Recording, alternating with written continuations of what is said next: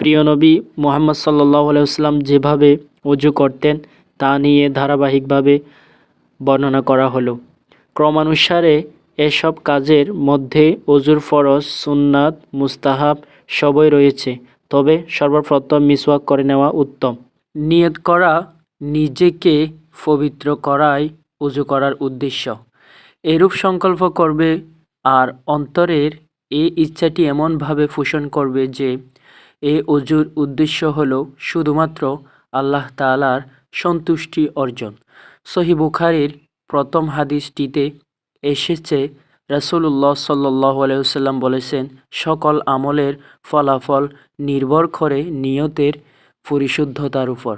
নিয়ত সহিহ হলে আমলও সহিহ, আর নিয়তে গড়বড় থাকলে আমল কবুল হয় না। তবে মনে রাখতে হবে যে নিয়ত কখনই মুখে উচ্চারণ করতে হয় না। নাওয়াইতু বলা লাগে না, কারণ নিয়ত অর্থই হলো মনের ইচ্ছা বা সংকল্প। এটা অন্তরের কাজ, জিহ্বার কাজ নয়। বিসমিল্লাহ বলা নিয়তের পরের কাজই হলো বিসমিল্লাহ বলা। আবু হুরায়রা রাদিয়াল্লাহু তাআলা আনহু থেকে বর্ণিত, রাসূলুল্লাহ সাল্লাল্লাহু আলাইহি ওয়াসাল্লাম বলেছেন, যার ওযু নাই তার নামাজ হবে না, আর যে ব্যক্তি বিসমিল্লাহ বলেনি তার ওযু হলো না। আবু দাউদ 101, ইবনে মাজাহ 398। অপর এক হাদিসে আছে, রাসূলুল্লাহ সাল্লাল্লাহু আলাইহি ওয়াসাল্লাম ওযুর শুরুতে বিসমিল্লাহ বলতেন। তিরমিজি 24। হাত ধোয়া, তারপর তিনি দুহাত কবজি পর্যন্ত 3 বার ধৌত করতেন। বুখারী 164। হাত ধোয়ার সময় তিনি এক হাতের আঙ্গুল অন্য হাতের আঙ্গুলের মধ্যে ঢুকিয়ে দিয়ে খিলাল করতেন। আঙ্গুলে আংটি থাকলে সেটা নাড়িয়ে ভালো করে ধুয়ে নিতেন। মেয়েদের হাতে কানে গহনা থাকলে তা নাড়িয়ে সেই স্থানে পানি পৌঁছাতে হবে, যাতে কোনো অংশ শুকনো না থাকে। কুলি করা ও নাকে পানি দেওয়া।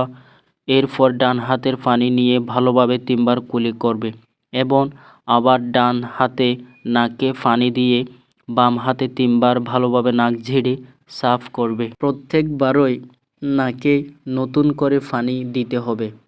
রোজাদার না হলে 3 বারই গড়গড়া করে কুলি করবে। নাক দিয়ে পানি টেনে নিয়ে বাম হাত দ্বারা নাক ঝাড়বে। মুখমণ্ডল ধোয়া, অতঃপর কপালের উপরিভাগের মাথার চুলের নিচু হতে থুতনির নিচে দাড়ির নিম্নাংশ পর্যন্ত এবং প্রস্থে এক কানের লতি হতে অপর কানের লতি পর্যন্ত 2 কানের ফাঁস দিয়ে পূর্ণ মুখমণ্ডল ভালোভাবে 3 বার ধৌত করতে হবে। বুখারী 185। তারপর তিনি দাড়ির ভেতরে পানি দিয়ে আঙ্গুল ঢুকিয়ে খিলাল করতেন। মহিলাদের কপালে টিপ থাকলে এটা না সরানো পর্যন্ত ওযু হবে না। কনুই পর্যন্ত হাত ধোয়া। এরপর ডান হাতে পানি দিয়ে ডান বাহুর উপর গড়িয়ে দিয়ে বাম হাত দিয়ে ডান হাতের আঙ্গুলের মাথার হাতে কনুই নিচ পর্যন্ত ঘষা মাজা করে ধুইবে এবং আঙ্গুল খিলাল করবে। ঠিক এভাবে বাম হাতও কনুই পর্যন্ত ধৌত করবে। বুখারী 166। মাথা মাসে করার অতঃপর রাসূলুল্লাহ সাল্লাল্লাহু আলাইহি ওয়াসাল্লাম 2 হাত ভিজিয়ে একবার মাথা মাসে করতেন।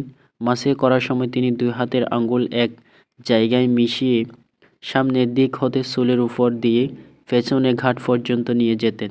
আবার পেছন থেকে উভয় হাত টেনে সেখান থেকে শুরু করেছিলেন, আবার সেখানে তিনি নিয়ে যেতেন। বুখারী 185। তারপর আবার হাত ভিজিয়ে শাহাদাত আঙ্গুল দুটি দিয়ে 2 কানের ভেতরের দিকে কানের ভাঁজে ঘোরাবে এবং 2 বুড়ো আঙ্গুল দিয়ে 2 কানের পিঠ অর্থাৎ বাইরের অংশ মাসে করবে। পা ধৌত করা, অতঃপর ডান পায়ের আঙ্গুলের মাথা হতে গোড়ালি ও টাকনুর পর্যন্ত 3 বার ধৌত করবে। মুসলিম 246। বাম হাতের কনিষ্ঠ আঙ্গুল দ্বারা পায়ের আঙ্গুল খিলাল করবে। মিশকাত 706। এরপর এই নিয়মে বাম পা ধৌত করবে।